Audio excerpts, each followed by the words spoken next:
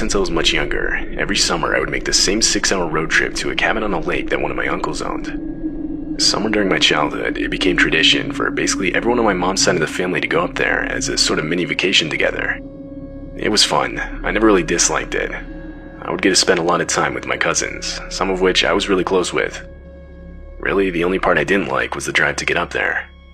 Like I said, it took 6 hours, which might not seem like a lot, but when you're making the drive all by yourself with nothing to keep your mind busy, I don't care who you are, those 6 hours feel like forever.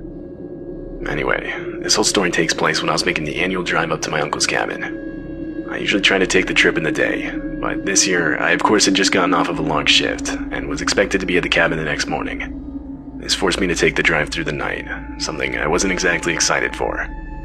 The highway I'd be on for most of the drive saw almost no activity during the day, let alone the night, and it went through a deep forest filled with densely packed trees. Believe it or not, I would usually go the whole drive without stopping, but this time I didn't have a choice. I was near halfway through the drive when I realized my gas gauge was on empty. This irritated me. I'd let my brother borrow my car while I was at work, and he had told me he filled it up, so he either forgot or was straight up lying to me. I began paying attention to the exit signs looking for a gas station. From the looks of it, I wasn't going to make it much further. I didn't really have the luxury of picking and choosing which gas station to stop at, so I was just planning on stopping at the first one I saw no matter what. Fast forward a few minutes, and finally I saw a sign for a gas station off the next exit. Though it wasn't an official road sign, it was literally a picket sign stuck into the ground with the words "Gas Station, Next Exit" spray painted on.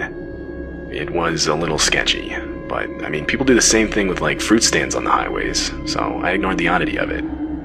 I pulled off the next exit, but I didn't see anything right away.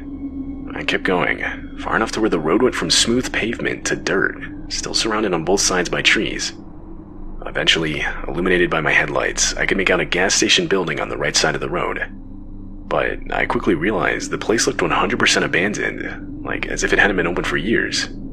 The gas pumps had all been taken out, most of the windows of the building were shattered, and the roof was caving in on itself. There was no way I could get any gas here. I looked at my gas gauge and realized I most likely would not have been able to make it more than a mile. I pretty much had given up at that point. I called AAA, gave them my location to the best of my ability, turned off my car, and stayed put. I wasn't expecting them to be quick. I mean, I was basically in the middle of nowhere. All I could do was sit and wait, so that's what I did. This went on for 30 minutes. My eyes were just now finally starting to truly adjust to the darkness I was in. I found myself just staring at the abandoned gas station building from inside my car.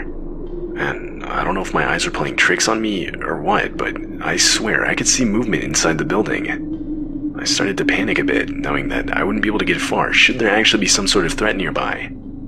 I kept my eyes on the building, hoping to prove myself wrong. That's when a distant voice yelled out in a whispered tone, "Hey buddy, come over here." I had my windows open just a crack because of the heat, so I was able to hear it perfectly. My eyes instantly shot to where the voice came from. There was a figure just standing near the left side of the building. I was frozen, with my heart pounding in my ears. After a couple seconds, the figure started walking towards my car, but again, I was frozen, and I didn't and felt like couldn't do anything. When he got close enough to my passenger side window, he whispered inside, "Hey, are you looking for some gas?" I could now just barely see the guy. He was wearing winter clothes. The dude looked homeless. I hesitantly responded, saying, yeah. The guy went on to explain how he had a container inside that he was willing to give me free of charge. All I had to do was get out and follow him. After a few seconds, I simply responded saying no. I didn't know what else to say.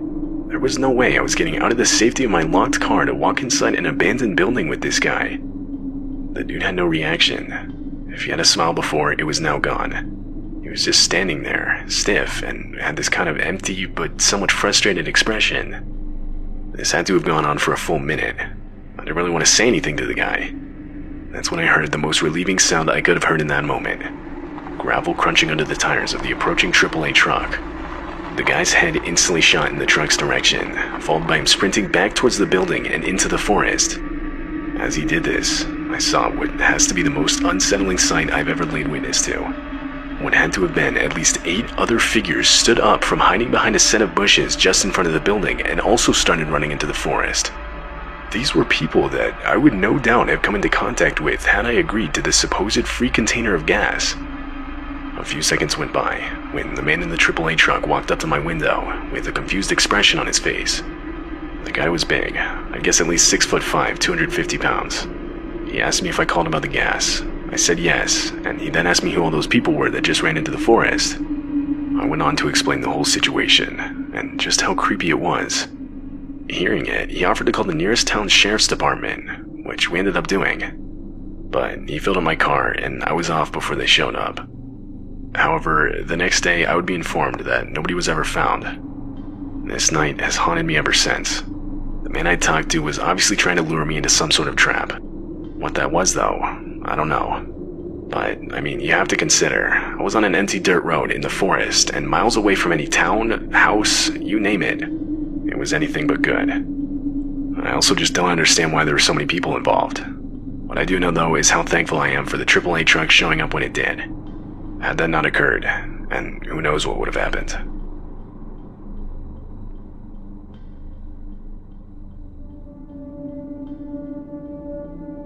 This all took place a few years ago. It was sometime in July, and I decided to go on an impromptu solo road trip for a day. I'm fairly into sightseeing, and there were a couple somewhat nearby places I still wanted to cross off my bucket list before I had to go back to college in August.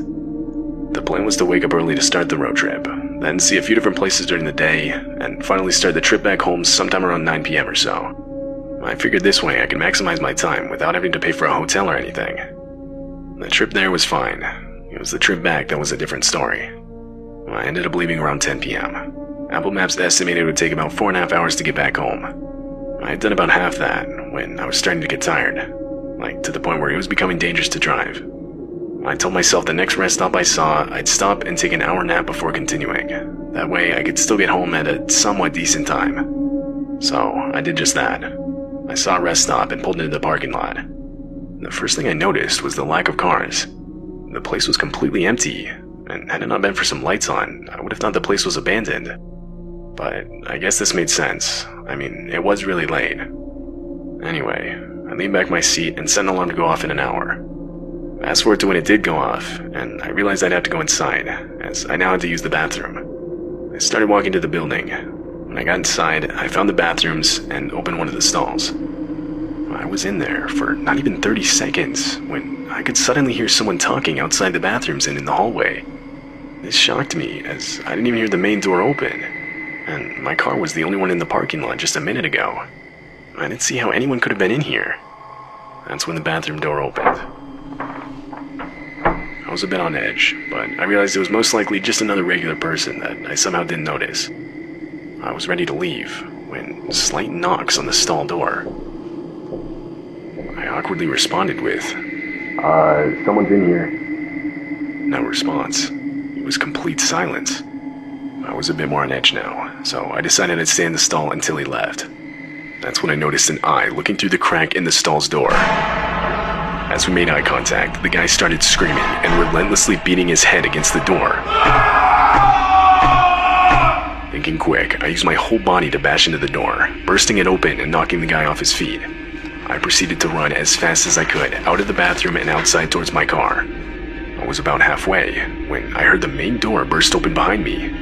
This guy was chasing me. Finally, I got to my car and started backing up. But the guy caught up to me and managed to slam his body into my car as I sped off. I looked into my rearview mirror, and as I got further away, I saw the guy get up like it was nothing and just stand there, looking in my direction. I was beyond shaken up. I couldn't process what had just happened. I honestly didn't know what to think. You always hear about crazy stories like this, but never once think it'll actually happen to you. I probably went a good 30 over the speed limit the rest of the way home. Needless to say, I wouldn't be falling asleep driving. I was now completely filled with adrenaline. I still have no idea who that guy was, where he even came from, or what his problem was. Though, if I had to guess, I would say it was probably some homeless guy who just wasn't right in the head. But then again, what homeless person would be all the way out in practically the middle of nowhere next to the highway? It didn't make sense. All I know is I've never stopped at a rest stop since, and I plan to keep it that way.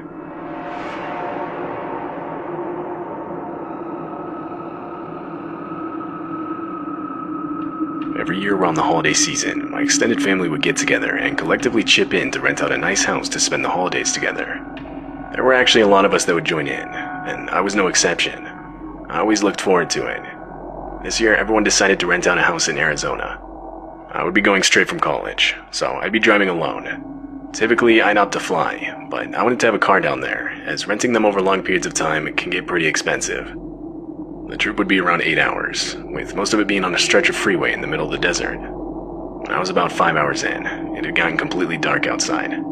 Literally all you could see was what was directly in front of your headlights. It was a bit eerie, yet relaxing at the same time. It's hard to explain, you just kinda have to do it yourself to understand what I'm talking about.